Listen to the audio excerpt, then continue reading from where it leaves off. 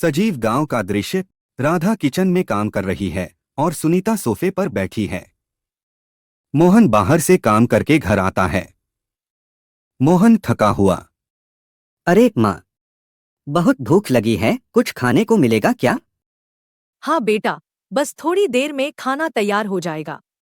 तुम तब तक आराम कर लो। सुनीता नाराजगी से। तुम हर दिन बस काम करके आते हो और सीधा खाने की फरमाइश शुरू कर देते हो। कभी मेरे बारे में भी सोचा है? कितनी चीजें चाहिए मुझे? सुनीता, तुम हमेशा शिकायत क्यों करती रहती हो? मैं जितना कमा सकता हूँ उतना ही तो कमा रहा हूँ। तुम्हारे इस कमाई से क्या होता है? मेरे लिए नए कपड़े, सोने के गहने, अच्छे मोबाइल कुछ भी नहीं ला सकते तुम। बस एक साधारण जिंदगी में जीने को कह देते हो। बेटा, खुश रहो उसी में जो मिला है। जरूरतें कभी खत्म नहीं होती, लेकिन घर में प्यार और संतोष होना चाहिए। सुनीता राधा की बात काटते हुए। माँ जी, ये आपकी पुरानी सोच है। आजकल तो सब कुछ पैसा से ही चलता है। मैं कब तक ऐसे मामूली जिंदगी जीती रहूंगी? तभी दरवाजे पर खटखट होती है। मकान मालिक आता है। मकान मालिक। मोहन भाई, किराया 2 महीने से बाकी है। कब तक इंतजार करूंगा? अगर अब नहीं दोगे तो मकान खाली करना पड़ेगा।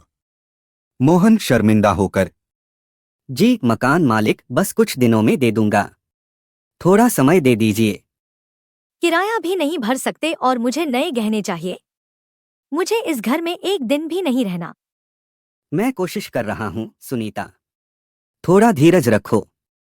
बेटा, हर घर में मुश्किलें आती हैं, पर तुम लालच के कारण अपने रिश्ते क्यों खराब कर रही हो?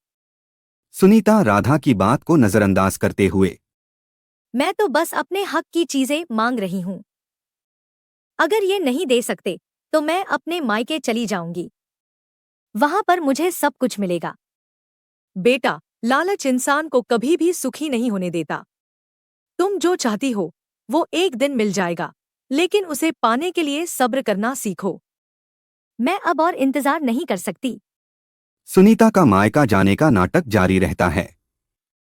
पड़ोसी रामू काका आकर सुनीता को समझाने की कोशिश करते हैं। बहू, ये क्या सुन रहा हूं? तुम अपने घर को छोड़कर जा रही हो? थोड़ा धैर्य रखो बहू। हर चीज वक्त के साथ मिलती है।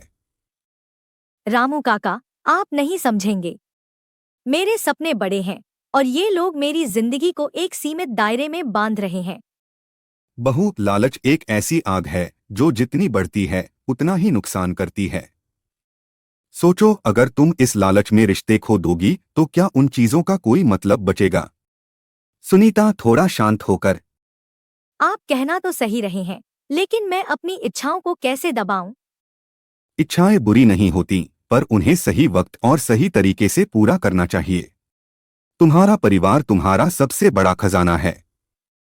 इसे संभालो वरना बहुत देर हो जाएगी। सुनीता कुछ देर के लिए चुप हो जाती है। वह सोच में पड़ जाती है। मोहन। सुनीता, मैं तुम्हें खुश रखना चाहता हूँ, लेकिन हमें अपनी स्थिति के अनुसार चलना होगा।